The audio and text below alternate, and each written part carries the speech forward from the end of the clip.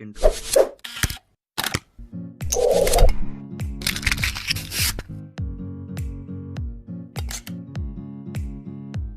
Bismillahirrahmanirrahim. Assalamualaikum warahmatullahi wabarakatuh. Alhamdulillah wa syukurillah ala nikmatillah amma ba'du. Yang saya hormati dosen pengampu mata kuliah sejarah pendidikan Islam di Indonesia, Ibu Zeni. Kemudian yang berbahagia seluruh teman-teman dari PHIK. Pada kesempatan ini kami selaku pemakalah kelompok pertama ingin mempresentasikan hasil dari makalah kami, yakni yang berjudul Masuk dan Berkembangnya Islam di Nusantara. Langsung saja untuk mempersingkat waktu, saya akan menjelaskan atau akan mempresentasikan di bagian awal, yakni tentang latar belakang peradaban dan juga agama Nusantara sebelum masuknya Islam di Nusantara ini. Menurut ahli etnologi, jadi Indonesia ini berasal dari rumpunan bangsa Austronesia dan juga Hindia Belanda, yang sekarang termasuk juga daerah Thailand, daerah Kamboja, Burma, Laos, dan lain sebagainya. Kehidupan bangsa Indonesia sangat tergantung dulu dengan sumber daya alam, yang mana atau disebut dengan rempah-rempah seperti itu. Nama Indonesia sendiri pertama kali disebutkan oleh orang Inggris yang bernama Richard Legand, yang ia menyebut Indonesia dengan maksud memberi sinonim atau persamaan dengan istilah India atau kumpulan Indonesia seperti itu. Jadi nama Indonesia pertama kali disebut oleh seorang orang dari Inggris, yaitu Richard Legand. Kemudian sebelum agama Islam datang di Indonesia atau di Nusantara, di Indonesia sendiri, di Nusantara sudah banyak masyarakat atau warga yang memeluk bermacam-macam kepercayaan dan agama. Kepercayaan itu disebut dengan animisme dan juga dinamisme. Jadi dulu sudah banyak kepercayaan yang ada di Indonesia, utamanya seperti animisme dan juga dinamisme. Sedangkan agamanya dulu kebanyakan di Indonesia sebelum masuknya Islam, yakni Hindu dan juga Buddha.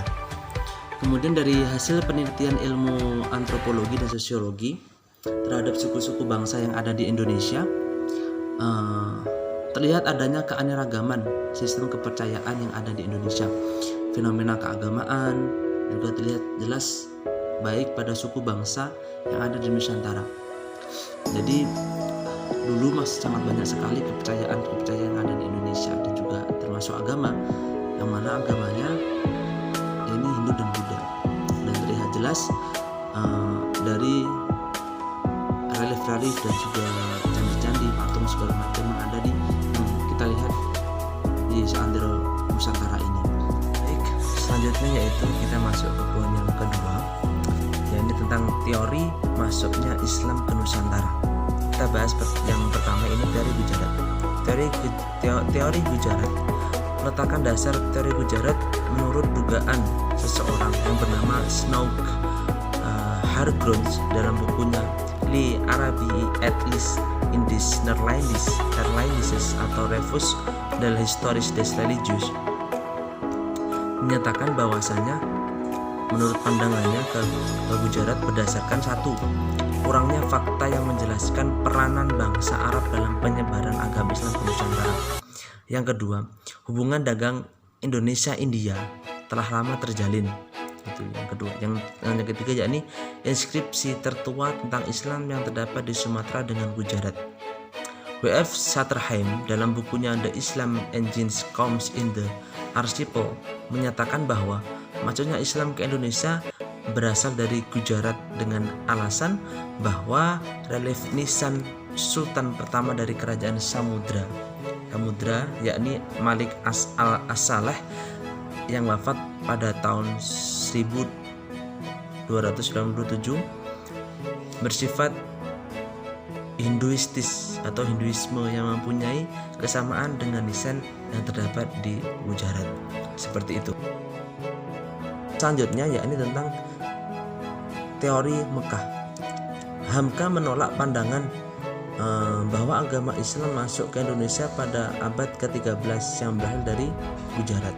Pernyataan ini disampaikan dalam seminar sejarah masuknya agama Islam ke Indonesia di Medan sekitar tahun 1963. Hamka lebih mendasarkan pandangannya pada peranan bangsa Arab sebagai pembawa Islam ke Indonesia. Seperti itu. Pada abad ke-7. Seperti itu. Adapun Gujarat dinyatakan sebagai tempat singgah semata. Jadi Gujarat itu hanya dijadikan sebagai tempat persinggahan dan Mekah sebagai pusatnya ataupun Mesir dan tempat pengambilan ajaran Islam. Nah, seperti itu. Analisis Hamka menambahkan pengamatannya pada masalah madhab Syafi'i sebagai madhab yang istimewa di Mekah dan mempunyai pengaruh yang tersebar di Indonesia. Seperti itu.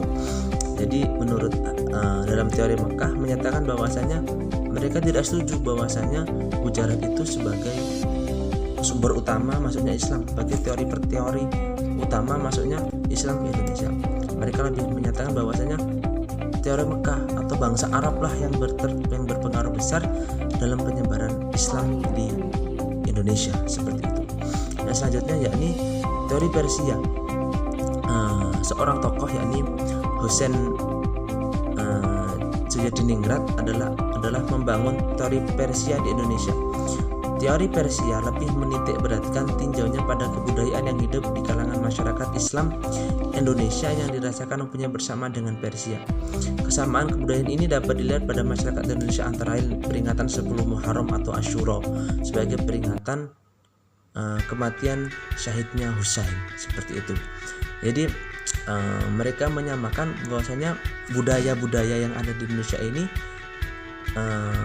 muncul di Persia juga bersama dengan di Persia. Seperti kalau di Persia 10 Muharram peringatan sebagai hari Syiah di Persia, sedangkan di Indonesia adalah kematian syahidnya Sayyidina Husain. Seperti itu. Adanya kesamaan ajaran Syekh Siti Jenar dengan ajaran Sufi Iran di Al-Hajj, dan juga sistem mengeja huruf Arab dan huruf Persia yang dengan Persia berbeda. Saya perwakilan dari kelompok 1 akan menjelaskan tentang cara Islami Nusantara. Cara Islami Nusantara di Indonesia melalui 6 saluran. Yang pertama yaitu saluran perdagangan. Penggunaan saluran Islamisasi melalui perdagangan itu sangat menguntungkan. Hal ini menimbulkan jalinan antara masyarakat Indonesia dan pedagang.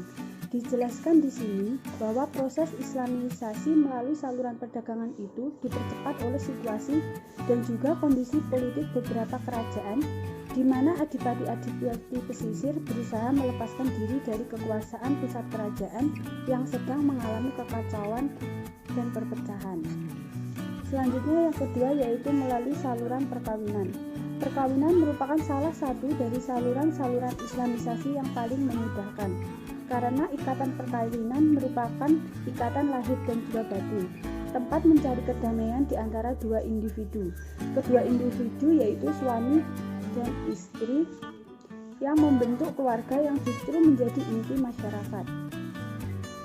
Yang ketiga yaitu melalui saluran tasawuf. Tasawuf merupakan salah satu saluran yang penting dalam proses Islamisasi.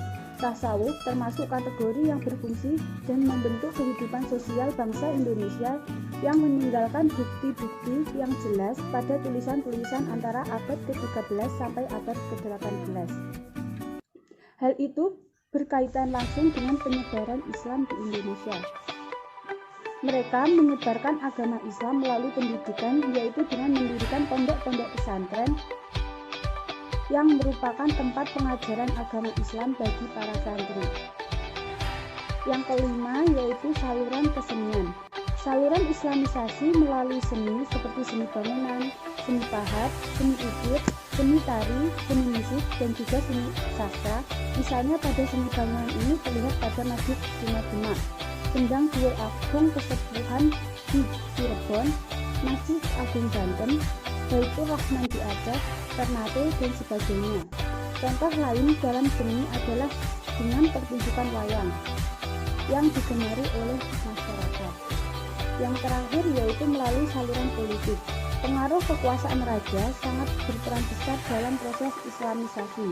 Ketika seorang raja memeluk agama Islam, maka rakyat juga akan mengikuti jejak rajanya.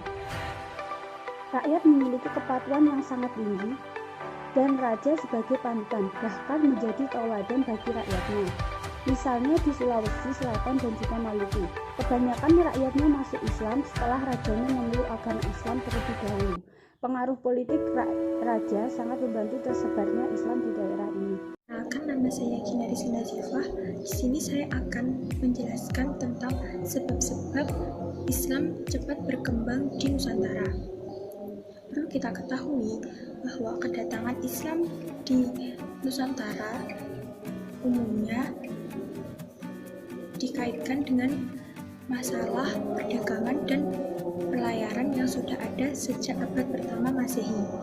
Kemudian, faktor yang menyebabkan Indonesia cepat dikenal oleh bangsa lain adalah yang pertama, faktor letak geografis yang sangat strategis. Yang kedua adalah faktor kesuburan tanah yang dapat menghasilkan bahan-bahan keperluan hidup yang dibutuhkan oleh bangsa lain, seperti rempah-rempah. Mufti Ali menyatakan bahwa kesuksesan penyiaran Islam ke Indonesia selain karena ajaran-ajaran Islam yang mudah dimengerti, juga karena kesanggupan pembawa Islam untuk memberikan konsensi atau hak terhadap yang ada dan yang hidup dalam masyarakat. Fahri Ali dan Bakhtiar Effendi menyatakan ada 3 faktor yang menyebabkan Islam cepat berkembang di Indonesia. Faktor yang pertama adalah ajaran Islam selain menerapkan prinsip ketauhidan, tetap mengajarkan ketauhidan dan persamaan dalam kehidupan bermasyarakat, berbeda dengan ajaran Hindu yang lebih menerapkan sistem kasta. Yang kedua adalah daya lentur atau fleksibilitas ajaran Islam.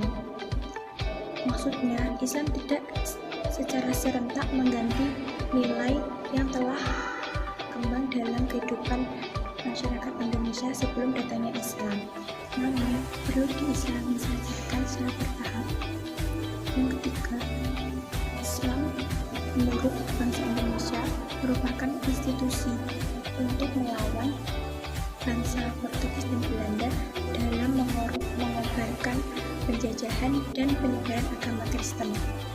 Yunus menyatakan ada 3 faktor yang menyebabkan Islam cepat berkembang di Indonesia. Faktor yang pertama, agama Islam tidak sempit dan aturan-aturannya pun tidak memberatkan, serta cara masuk agama Islam itu sangat mudah, yaitu dengan mengucapkan 2 kalimat syahadat saja. Adalah tugas dan kewajiban umat Islam sangat sedikit. Dan yang ketiga adalah penyiaran agama Islam dilakukan dengan perkataan yang mudah dipahami, baik dari golongan atas maupun golongan bawah. Berikut adalah sebab dan faktor yang dapat mempercepat proses Islamisasi di Indonesia, sehingga sampai saat ini Islam menjadi agama yang utama dan yang mayoritas diyakini oleh masyarakat Indonesia. Sekian presentasi dari kami.